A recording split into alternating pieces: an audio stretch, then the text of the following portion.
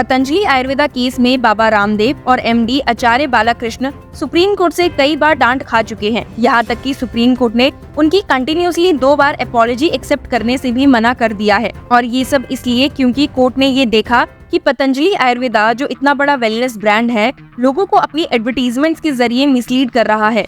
यहाँ तक कि उनके फाउंडर बाबा रामदेव भी कई ऐसे स्टेटमेंट्स और क्लेम्स दे चुके हैं जो लोगों में मिस इन्फॉर्मेशन फैला रहे हैं। जहां पिछली हियरिंग में कोर्ट ने पतंजलि को क्लियर वार्निंग दी थी कि वो आने वाले कंसिक्वेंसेस के लिए रेडी रहें, वहीं मंगलवार को होने वाली हियरिंग का सबको बेसब्री से इंतजार था, ये जानने के लिए कि सुप्रीम कोर्ट पतंजलि फाउंडर और एमडी पर क्या कंटेम्प्ट एक्शन लेती है। इस इंतजार को खत्म करते हुए supreme court bench of justices Hima Kohli and Ahsanuddin Amanullah ने मंगलवार को हियरिंग की है और उनसे कई तीखे सवाल किए हैं। आपको बता दूं कि कोर्ट की प्रीवियस ऑर्डर्स की बेसिस पर इस हियरिंग में पतंजलि फाउंडर और एमडी दोनों ही कोर्ट में इन पर्सन मौजूद थे। तो क्या सुप्रीम कोर्ट ने उन्हें माफ किया या नहीं, इस बात का भी जवाब बेंच ने इस हियरिंग में दे दिया है। तो बिना देरी करते हुए मैं आपको बताती हूँ कि हियरिंग में आखिर हुआ क्या है। मंगलवार को कोर्ट शुरू होते ही बेंच ने पतंजलि फाउंडर्स को कॉल किया और उनसे योगा में उनके द्वारा दी गई कंट्रीब्यूशन पर बात की।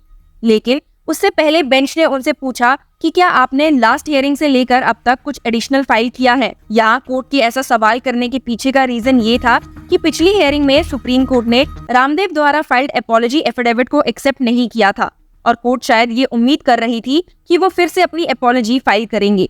लेकिन Patanjali council senior advocate Mukul Rohatgi ने बेंच से कहा कि नहीं, हमने सजेस्ट किया था कि हम एक और पब्लिक अपॉलजी फाइल कर देते हैं। जिस पे जस्टिस अमानुल्लाह ने उनसे कहा कि क्या आप चाहते हैं हम आपको ये कहें, do you need our permission? तो सीनियर एडवोकेट ने बेंच को रिस्पॉन्ड किया कि वो बस चाहते हैं कि बेंच ड्राफ्ट के साथ परस्यू करे। बाबा रामदेव और एमडी को बुलाए जाने के बाद बेंच ने उनसे योगा में दी गई उनकी कंट्रीब्यूशन पर बात की और साथ ही उनसे कई तीखे सवाल जवाब किए। जस्टिस कोहली को कहते हुए सुना गया, we respect what you have done for yoga. आपने योग के लिए बहुत कुछ किया है, आपको सब जानते हैं आपके काम के लिए, बट उसके बाद जो आपने स्टार्ट किया है वो एक बिजनेस है। इस पे बाबा रामदेव ने इन पर्सन कोर्ट से कहा कि वो बस इतना कहना चाहते हैं कि जो भी उनसे भूल हुई है उसके लिए उन्होंने अनकंडीशनल और अनक्वालिफाइड अपॉलजी सबमिट की है। तो इस पे जस्टिस कोहली ने उनसे सवाल किया कि वो तो आपके लॉयर ने कर दिया, लेकिन कोर्ट ऑर्डर्स के बाद जो आपने प्रेस कॉन्फ्रेंस और एडवर्टीजमेंट्स की हैं उसका क्या। इस सवाल पे बाबा रामदेव ने सबमिट किया, हमने जो किया वो उस समय नहीं करना चाहिए था, हम आगे से याद रखेंगे, वो उत्साह में ऐसा हो गया, आगे से हम नहीं करेंगे। यहाँ तक कि एमडी बालकृष्ण ने भी सबमिट किया कि हमें नहीं करना चाहिए था। इसके बाद जस्टिस कोहली को पतंजलि से हैवी क्वेश्चनिंग करते हुए सुना गया। जस्टिस कोहली ने उनसे पूछा कि जो आप पद्धतियों का प्रयोग कर रहे हैं वो सालों से हैं, आप किसी और पद्धति को खारिज कैसे कर सकते हैं, आप उसके खिलाफ कैसे कह सकते हैं। What she mean was, Patanjali has claimed that the Ayurveda is the best and the allopathy is the stupid science।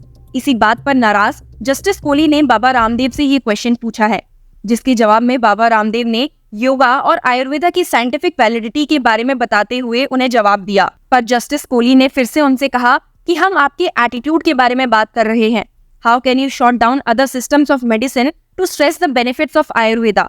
इसके बाद जस्टिस कोहली ने माना कि आप इंटर मेडिकल कमेटी के पास जाएं अपने क्लेम्स को प्रूव करने के लिए। हियरिंग के दौरान बेंच ने इस बात को साफ कह दिया कि लॉ सबके लिए बराबर है और जो भी लाइलाज बीमारी है उसका प्रचार करना अलाउड नहीं है। जस्टिस कोहली ने बाबा रामदेव से कहा कि उनसे लोग उम्मीद रखते हैं और इसीलिए वो सबके लिए रिस्पॉन्सिबल है।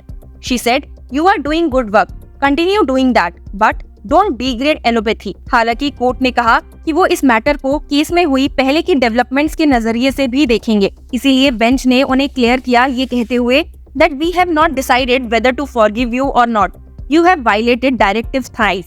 The earlier orders are under our consideration. You are not so innocent that you did not know what's happening in the court. Senior counsel Mukul Rohatgi के कहने पर कि वो केस की डेट को स्टेट लाइसेंसिंग अथॉरिटी की डेट से अलग रखे, बेंच ने नेक्स्ट हियरिंग 23 अप्रैल को दी है। केस में डेट मिलने के बाद सीनियर एडवोकेट ने कोर्ट को बताया कि उनकी ये अप्रोच उस मैटर की याद दिलाती है जहां पर एक आर्टिकल न्यूज़पेपर में पब्लिश हुआ था जो कहता था कि supreme court is backed by Indira Gandhi. Mukul Rohatgi ने कहा कि जो अप्रोच वहां ली गई थी वही इस केस में भी दिखाई दी है। इस बीच जस्टिस अमानुल्लाह ने कहा, personality does not matter, you understand, I understand, but others don't. Even की जस्टिस कोहली को भी कहते हुए सुना गया that the majesty of the court is above us, who sit here does not matter, balance is very important, this also reforms the rule of law.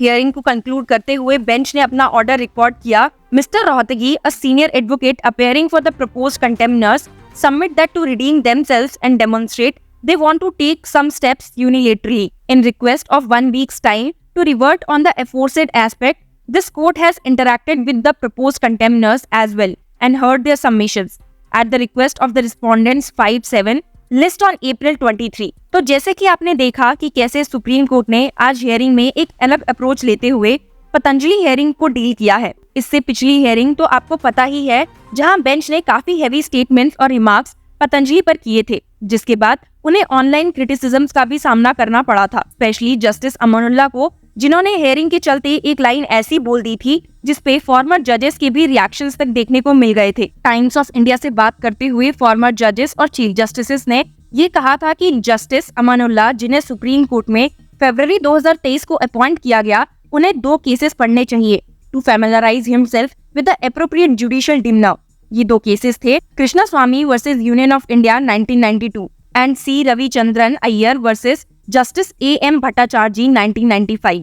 Bench ने matter को कुछ ज्यादा ही पर्सनली ले लिया है, इस पर भी चर्चा होने लगी थी। फॉर्मर जजेस का मानना था कि कंटेम्प्ट ऑफ कोर्ट की power, rule of law, court की डिग्निटी और रूलिंग्स की इंटेग्रिटी को अपहोल्ड करने के लिए सर्व की जानी चाहिए और we will review apart comment एक स्ट्रीट फाइट में दी गई धमकी की तरह है और ये कॉन्स्टिट्यूशनल कोर्ट जज के पासिंग स्टेटमेंट्स का पार्ट नहीं हो सकता। फॉर्मर जजेस ने ये तक कह दिया था that the court proceedings have set norms for sobriety and moderation and have provided a forum for dispassionate debate on the issues of legality, constitutionality and the rule of law। तो जैसे कि हमने आपको बताया था कि कैसे सिर्फ पतंजलि ही नहीं बल्कि इस केस में उत्तराखंड स्टेट लाइसेंसिंग अथॉरिटी को भी सुप्रीम कोर्ट ने खूब सुनाया था पतंजलि के बार-बार मिसलीडिंग एक्ट्स के प्रचार पर एक्शन ना लेने के लिए। खैर, सुप्रीम कोर्ट ने अब जब सबको टाइट कर ही दिया है तो देखना ये है कि क्या सब सुप्रीम कोर्ट के इस डायरेक्शन को समझ पाते हैं। क्या पतंजलि केस और भी बाकी ब्रांड्स और सर्विसेज जो जनता को मिसलीड करते हैं उन पर भी कोई इम्पैक्ट डाल पाएगा।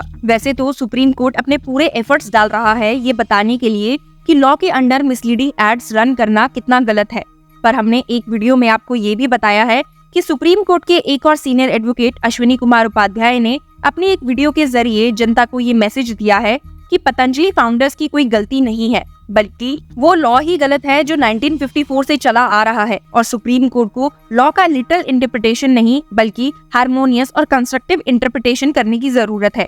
यहाँ तक कि उन्होंने देश की जनता से 2000 से पहले आए सभी लॉज को चेंज करने की रिक्वेस्ट की है। You can watch that video on our channel and meanwhile tell us your views on the case in the comment section. Keep following Law Chakra for more such news and legal updates.